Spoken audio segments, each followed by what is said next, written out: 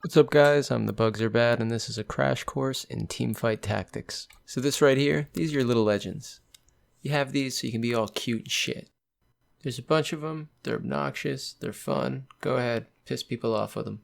And this is where you can choose your arena because nothing says this is my hood better than changing the color of the floor. Now, we wait patiently to find a match.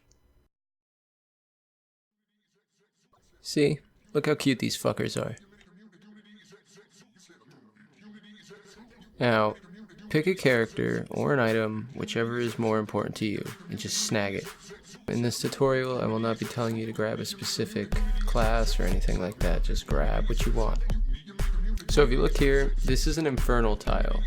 Any unit you place on that tile will get a boost to attack speed. The blue tiles are ocean tiles, they give units mana. And the brown tiles are mountain tiles, which give the unit plus 30 HP permanently at the start of each round.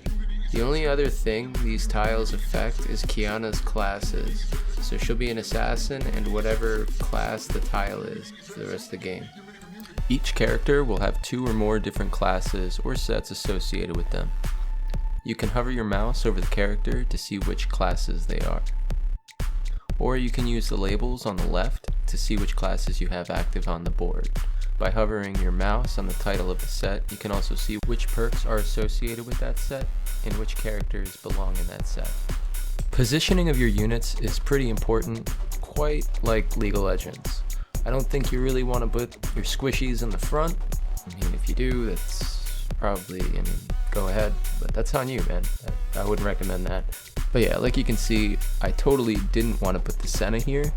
I should have put the Senna in the back because her ability protect units, buff their auto attack damage by giving them magic damage on their auto attacks. So it's really good to have that character stay alive to give everybody those perks, so I should have had them in the back. You can also see what each character's ability does and which item does by right-clicking the character and then just hovering their ability, or you can hover over the item and it will explain what they do. Now here's a little trick that I like to do so it's easier to organize my characters. I like to take the characters that I already have on the board and keep them on the left, and then I move them to the right based on how likely they are to evolve.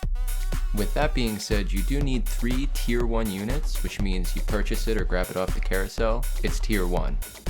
Once you get 3 tier 1 units, it becomes a tier 2 unit. Once you get 3 tier 2 units, it becomes a tier 3 unit. You can only make them tier 2 or tier 3 units if it's the same character.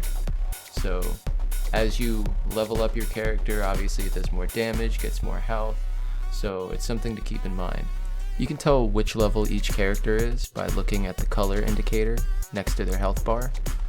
Bronze would be tier 1, silver would be tier 2, and gold would be tier 3. So like I said, I keep the units that I already have on the board that I need to level up on the left of my bench, and then I also put the units that I plan on using in the future but can't afford to put them down yet on the right of my bench. Personally, I don't mind losing the first few rounds. If I get last place, that just means when the carousel round comes up, I get the first pick. So if you lose the first few rounds, it's really not something you should be beating yourself up over, because now you have the advantage of first pick. Now, I do want to point out that the only way to get items in this game is either through the carousel round or from fighting minions or neutral monsters. You cannot earn items by fighting another person. If you hover your gold down at the bottom, it'll tell you how much gold you are earning per turn.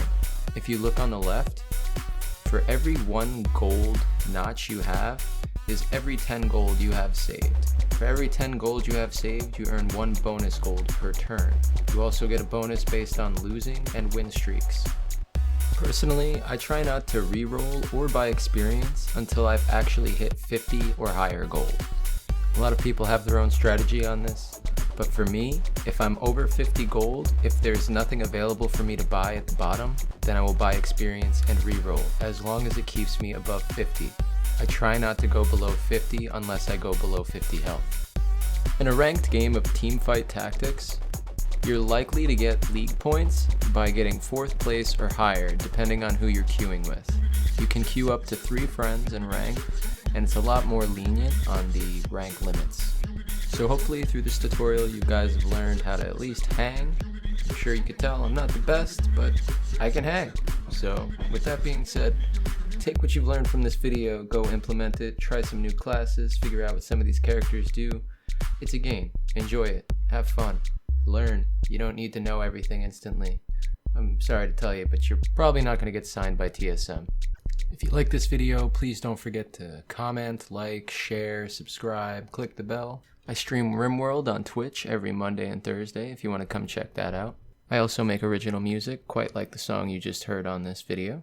If you don't mind checking out my SoundCloud and my Patreon, you can get my random thoughts of the day at my Twitter, see pictures of me, my car, or my cats on Instagram, see what's going on in the day of the life on Snapchat, or join the community by joining our Discord. All the links are below in the description. Once again, I thank you all for watching. Take care.